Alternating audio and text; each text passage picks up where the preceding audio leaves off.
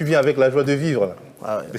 Après ce que j'ai vécu hier, je peux te dire que oui. Alors, donc, du coup, pendant toute cette journée de grève hier, tu t'es rendu à une conférence de presse tenue par des membres du gouvernement sur un mystérieux plan d'action national. Tu m'as un peu raconté et j'ai l'impression que si Sardou a fait un voyage en absurdie, toi, tu as fait un voyage en technocratie, je pourrais même dire en extrême technocratie.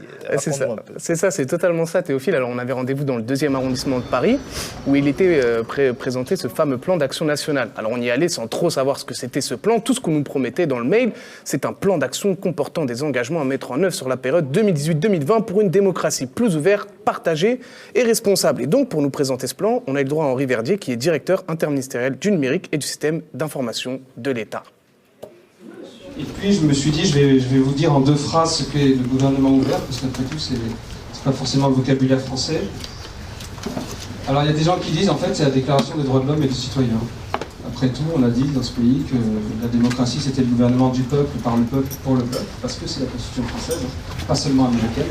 C'était le rêve de nos pères fondateurs, c'est techniquement possible aujourd'hui, et on arrive à un plan qui est précis. Alors, c'est pas des grandes déclarations, au contraire, c'est des engagements précis auprès de nos 70 collègues des 70 pays de l'Open Government Partnership. Je passe sur les pères fondateurs, les founding fathers, etc.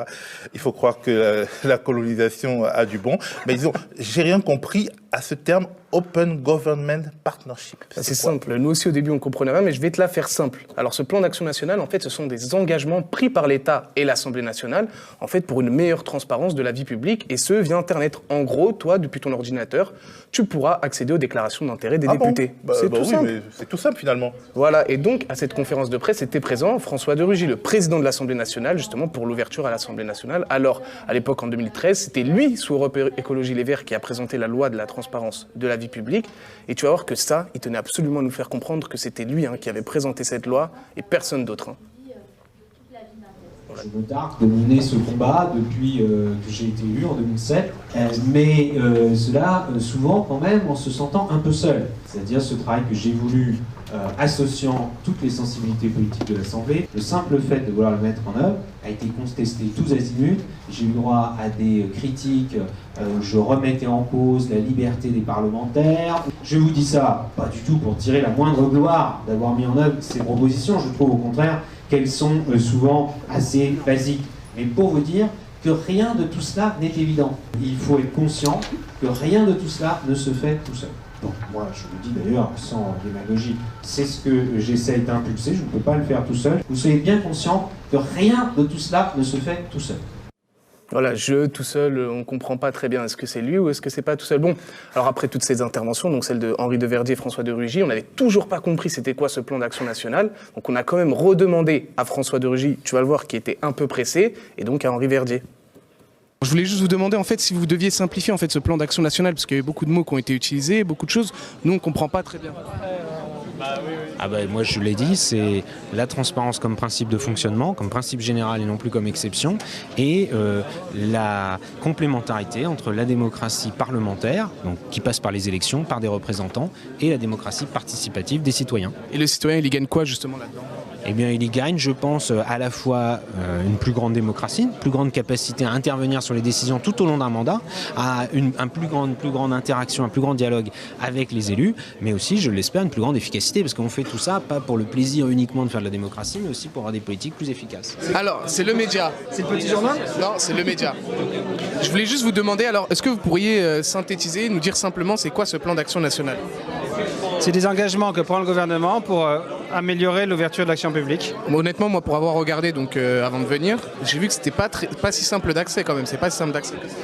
Ça, c'est vrai, mais la démocratie, c'est exigeant aussi. Donc aujourd'hui, on donne des ressources de très grande qualité. Il y a des gens qui savent s'en servir, plus qu'on l'imagine. Il y a des gens qui savent pas, mais ils peuvent travailler avec ceux qui savent. Et bien sûr que c'est pas des choses, c'est pas de la pédagogie là, c'est de la transparence. Mais du coup, donc la grande majorité n'auront pas accès à cette transparence. Ah, tout le monde a le droit, mais après, pour en tirer beaucoup, il faut se travailler un peu, oui.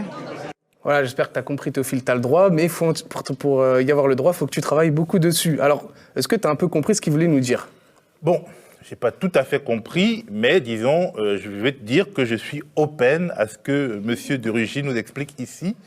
ici aux médias, on stage, la quintessence de son projet. Et t'es pas le seul qui n'a pas compris. Je vais te montrer. On a rencontré donc un jeune homme qui était présent à la conférence de presse et il résume parfaitement l'état d'esprit de cet événement. Je peux dire que c'était une très bonne conférence en présence de son Excellence, le président de l'Assemblée nationale. Donc nous, en tant qu'organisation de la société civile, on pense que c'est des initiatives à encourager, à soutenir, et notamment qu'il y a des acteurs très très importants qui viennent avec les expertises faire connaître ce que c'est le partenariat pour un gouvernement ouvert. Voilà. C'est quoi ce partenariat justement ? Le partenariat pour un gouvernement ouvert, c'est, on va dire, un ensemble de programmes d'action. Donc, ce sont des engagements que tous les pays, dont il y en a 75 pays du monde, qui s'engagent. C'est quoi ces engagements ? C'est ça qu'on comprend pas en fait. Oui, mais concrètement. Mais les engagements, en fait, ce sont des actes qui se déclinent dans plusieurs actions. Donc, il y a un engagement, c'est comme une action cadre.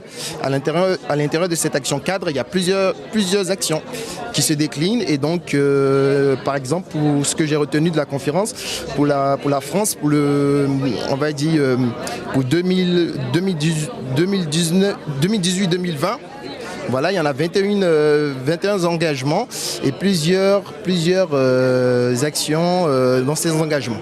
Donc au total, il doit y avoir une centaine d'actions. Voilà. Vous ne savez pas c'est quoi ces actions ? Non, mais là, il y a le document qui est très explicite. Voilà, j'espère Théophile que tu as compris ce plan sur une meilleure transparence démocratique pour les citoyens en open data et ce dans le projet d'Open Government Partnership.